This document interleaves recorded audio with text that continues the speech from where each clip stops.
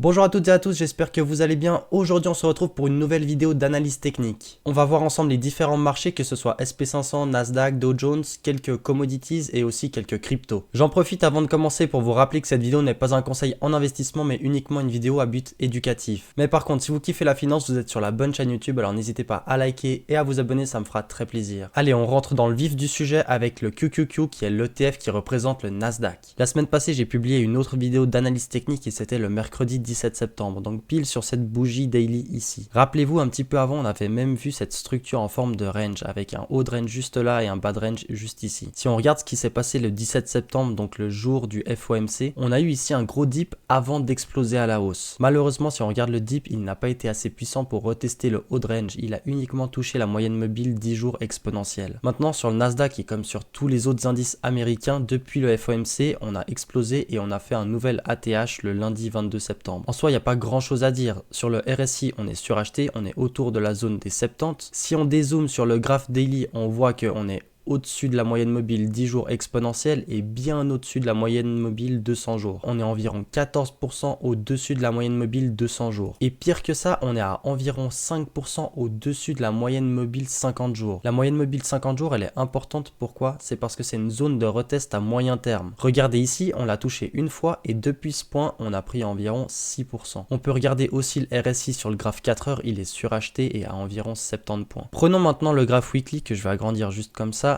On voit que j'ai tracé une sorte de canal haussier. Alors il n'est pas parfait parce que les points hauts ils s'alignent très bien, mais les points bas ils s'alignent difficilement. Toujours est-il qu'en analyse technique, les dessins qu'on peut dessiner ils sont pas toujours parfaits. Mais là ça nous donne une idée. Si on regarde les points hauts, on peut voir que là actuellement sur cette semaine, on est en train de toucher le point haut sur le canal haussier. À chaque fois qu'on a touché un point haut, hop, on a dip. Une fois, deux fois, trois fois. Ici presque on a touché le haut, 4 fois on a dip. Et là, 5 fois, peut-être qu'on va redip. En plus de ça, regardez le RSI en weekly, il est autour de 70, à nouveau suracheté. Bon, ça c'est pour le Nasdaq. Maintenant, on va passer au SPY, qui est l'ETF qui représente le SP500. On attaque directement avec le graphe weekly. Donc là, je vous ai de nouveau tracé un canal haussier qui, cette fois-ci, est un peu meilleur. Vous voyez qu'on a les points hauts qui s'alignent plutôt bien et les points bas, bon là, celui-là, il touche pas vraiment, mais ici, on a presque un point bas qui est touché. Ici, encore un. Ici, un autre. À nouveau, un petit peu comme sur le Nasdaq, on voit qu'on est aux alentours du haut de canal haussier. Qui dit haut de canal haussier dit risque de rejet. En plus, le RSI il est autour des 70 points, on est à nouveau suracheté. Maintenant, il y a aussi une chose qui peut se passer, c'est que si on break out le canal haussier et qu'on vient retest, alors on peut prendre encore plus de verticalité. Le seul point macroéconomique qui me ferait penser à encore plus de verticalité, c'est si on a une inflation qui galope et même qui accélère. Là, on l'a vu dans le weekly hebdo, l'inflation elle est autour des 3%. Maintenant, si avec les baisses de taux de la Fed, l'inflation elle accélère et elle atteint les 4-5%, ce qui est possible, on pourrait avoir les marchés actions qui au final sont une lutte contre l'inflation prendre encore plus de performance. Bon, ça c'était pour le graphe weekly. Maintenant, si on vient sur le graphe daily, vous voyez que depuis le breakout qu'on a eu ici le 11 septembre du canal haussier, et ben on a rallye. À nouveau le 17 septembre, on a eu un dip avant d'exploser à la hausse. Regardez ici, depuis le breakout du canal haussier, on a pris sur le SP500 environ 2%. Mais on a pris 2% en quelques séances. Là, vous allez me dire, ouais, 2% c'est rien du tout. Mais pour le SP500, 2% c'est déjà plutôt bien. Maintenant, si on regarde les RSI, que ce soit en daily ou en 4 heures, on est suracheté aux alentours des 70. Le problème, c'est que c'est depuis le mois d'avril qu'on enchaîne des semaines bullish sur bullish. À chaque fois, on se dit, ouais, cette fois-ci c'est la bonne, ça va corriger. Et à chaque fois, chaque semaine qui passe depuis le précédent point haut, on fait des nouveaux records historiques. Est-ce que cette fois-ci, on va avoir une correction, sachant que le SP500, historiquement, il s'est plutôt bien comporté en octobre, novembre et décembre? C'est franchement très compliqué à dire. Et en plus de ça, si l'inflation, elle repart, comme sur le Nasdaq, le SP500 pourrait prendre encore plus de performance. Petite alerte quand même, si vous n'êtes pas sur les indices US, il ne faut pas entrer maintenant, que ce soit sur le Nasdaq, sur le SP500 et on le verra sur le Dow Jones. Mais là, pour les deux indices qu'on vient de voir, on est sur un haut de canal haussier weekly. En plus de ça, on est au-dessus des moyennes mobiles, que ce soit 10, 20, 50, 65 ou 200 périodes. Alors patience, on attend une consolidation avant de se positionner. On enchaîne avec le Dow Jones qui est l'indice industriel américain. Il y a 2 semaines environ, on avait vu ce triangle ascendant. J'ai zoomé comme ça sur le graphe 4 heures et là on le voit bien mieux. Regardez ce triangle ascendant comme il était formé à la perfection. Petit rappel, le triangle ascendant c'est une figure de continuation de hausse avec une belle compression de la volatilité avant une explosion. Bon, regardons en 4 heures ce qui s'est passé passé? On a eu une belle explosion, puis un pullback sur le haut de triangle ascendant avant de repartir à la hausse. Spoiler alert, depuis la précédente cassure des précédents points hauts, on a à chaque semaine un point historique sur le Dow Jones.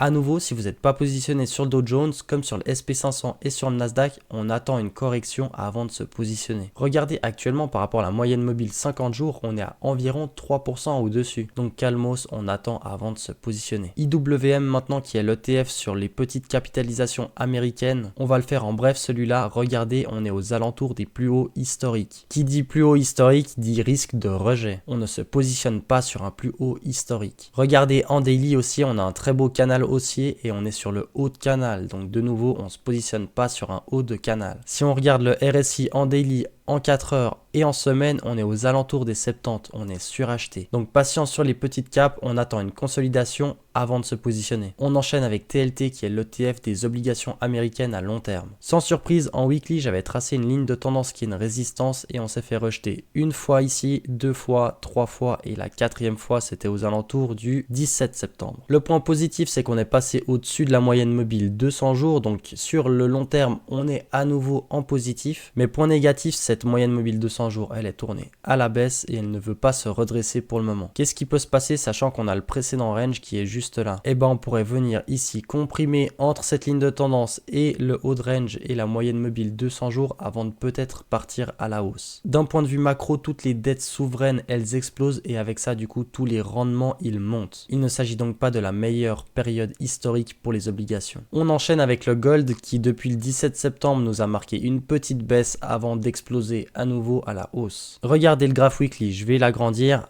Ah là là là là, c'est tout simplement un énorme bull run sur l'or. Non mais regardez-moi ça, depuis le point bas, on va dire en 2022, en octobre, on a pris 127%. Non, c'est un moment historique pour l'or, vraiment. Si vous suivez mes vidéos hebdomadaires, on sait pourquoi l'or il explose actuellement. On sait les raisons macroéconomiques. D'un point de vue technique, à nouveau, c'est absolument pas le bon moment pour rentrer. Regardez encore plus que les actions, l'or par rapport à sa moyenne mobile 50 jours, il est à 9% au-dessus. Regardez même la moyenne mobile 10 jours exponentielle, on est à nouveau au-dessus avec plus 2,27%. Bref, pour rentrer sur le gold, on patiente encore une fois. On enchaîne avec le pétrole. Depuis le 17 septembre, on s'est fait rejeter sur résistance et on est venu chercher le support, le bas de range. Maintenant, qui dit bas de range dit nouvelle target, on va chercher le haut de range et ensuite on regarde si on breakout ou pas. À nouveau, peu de choses à dire au final sur le pétrole. La moyenne mobile 200 jours, elle est à la baisse. On a un RSI qui stagne autour des 50. On a un range, donc au final, on est en attente de savoir dans quel sens il va partir. Voilà quoi, on se donne rendez-vous la semaine prochaine pour voir si le pétrole il a bougé dans un sens ou dans l'autre. Maintenant le Dixie, là c'est assez intéressant. Là maintenant on est sur le graph weekly que j'ai agrandi. Regardez le nombre de bougies insignifiantes qu'on a sur le Dixie. On en a 1, 2, 3, 4, 5, 6 bougies. Ça fait 6 semaines que sur le dollar on ne fait rien. Et pendant ces 6 semaines on a eu plein de données macro et dont le FOMC le 17 septembre. Mais comme on n'a pas bougé, ça veut dire que c'était tout simplement déjà pricé. La baisse de taux n'était absolument pas une surprise et les deux baisses de taux qui vont suivre ne le sont pas non plus. Ce qui pourrait provoquer une surprise sur le Dixie, c'est des nouvelles données macroéconomiques qui remettraient en question les baisses de taux à venir. Si on regarde en daily, c'est plutôt simple. On a un support qui a une nouvelle fois tenu